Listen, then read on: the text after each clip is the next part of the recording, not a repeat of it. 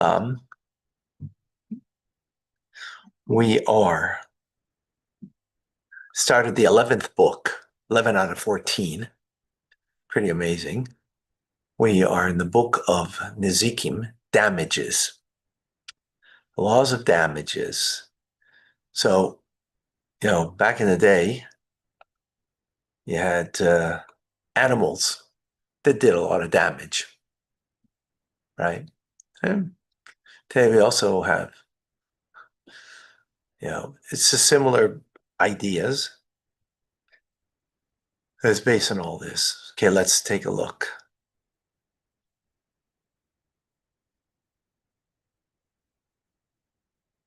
Okay. We are in chapter 3. Just some background that we're speaking about animals and the damage that they do.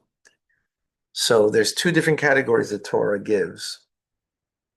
And a damage that an animal does that's called muad, that it is prone to do, it's natural for it to do, and therefore you are totally responsible because of such an action, right?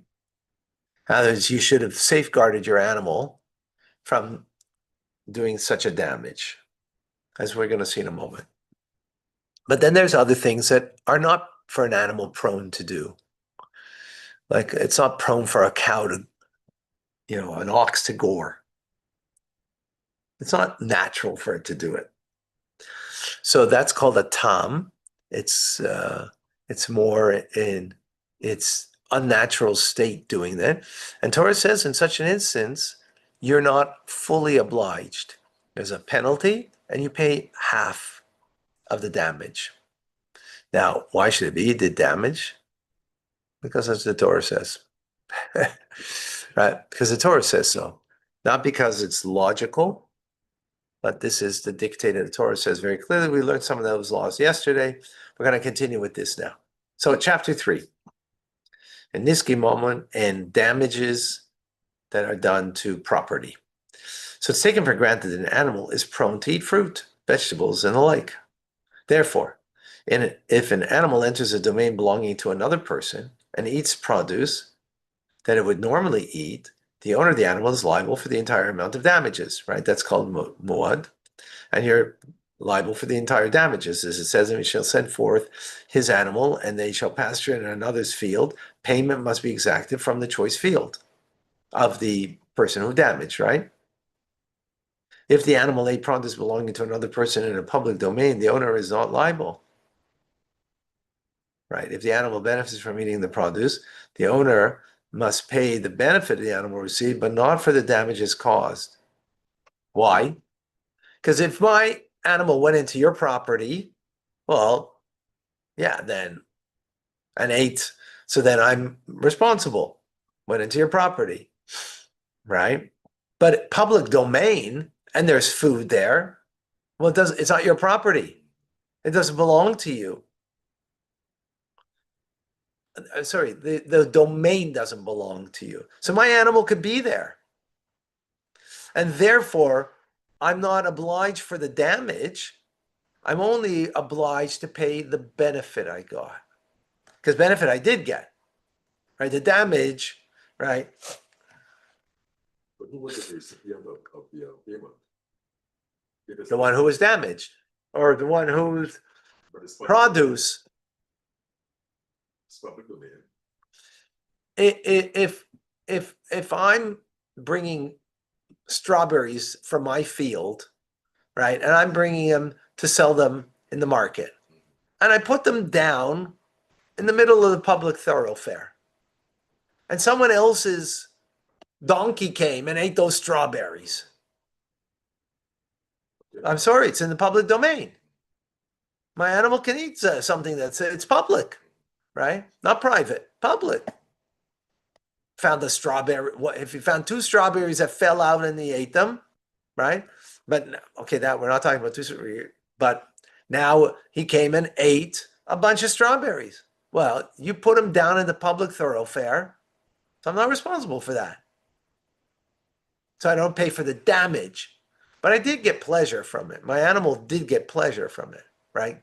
There's a pleasure, benefit. That's a better word. Did get benefit. They ate lunch. So you got to pay for lunch. Lunch will be cheaper, strawberries to pay for, than the damage of the strawberries, because the strawberries are not going to be sold for donkey food. It's going to be sold for human beings. You're going to get more money for it than the donkey ate from it, right? Comprendes? Mhm. Okay, well, Okay.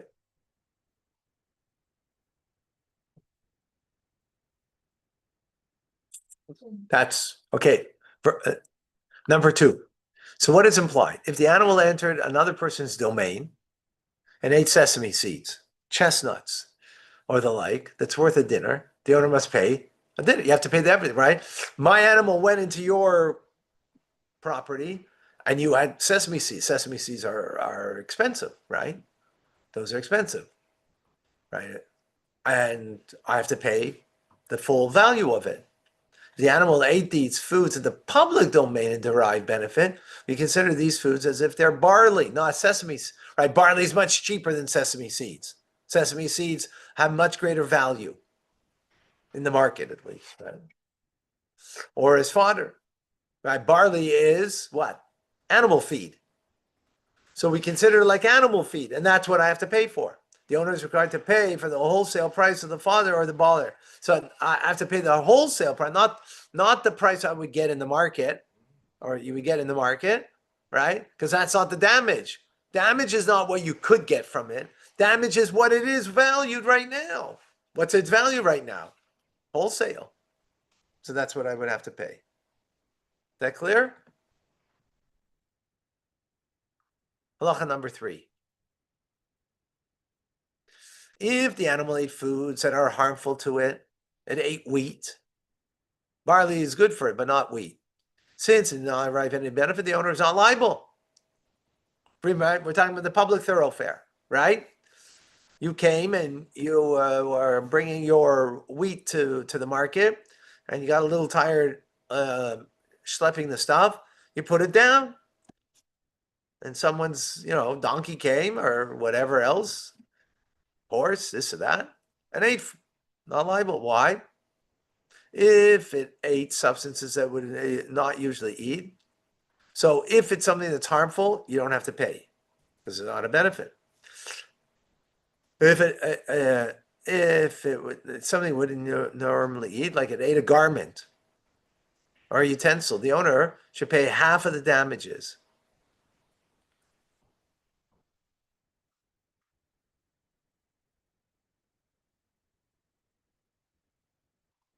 Uh-huh. Commentators say explain because this is like goring. Remember I said goring of a cow or of an ox is not normal for an ox to do, and if it did, you only pay half. It's a fine, right? So here, if the animal ate,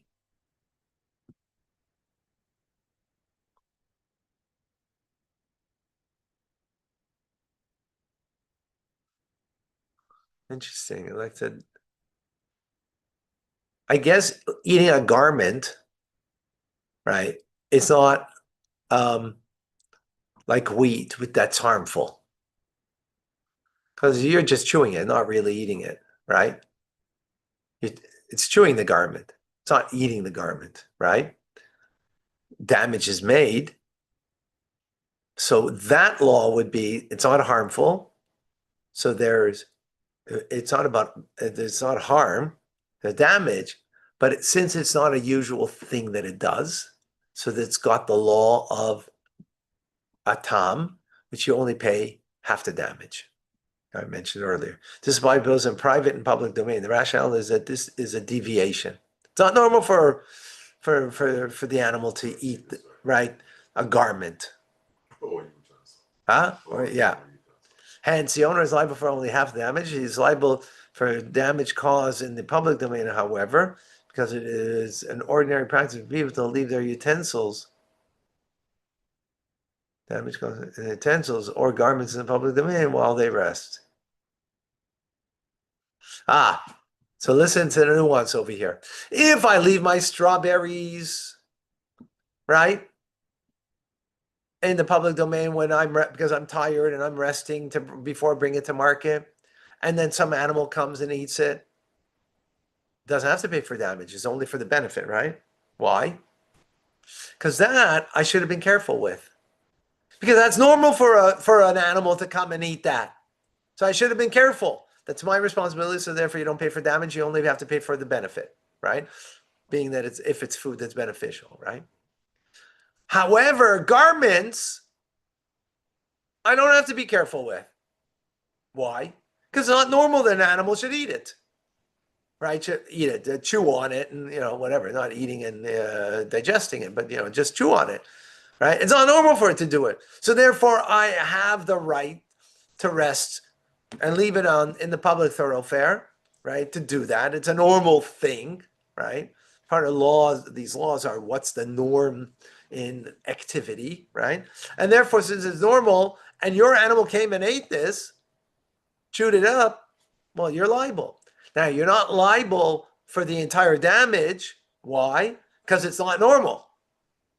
So when it's not normal for the animal to act that way, it's not prone to do this way, you only have to pay half the damage. That's as the Torah says.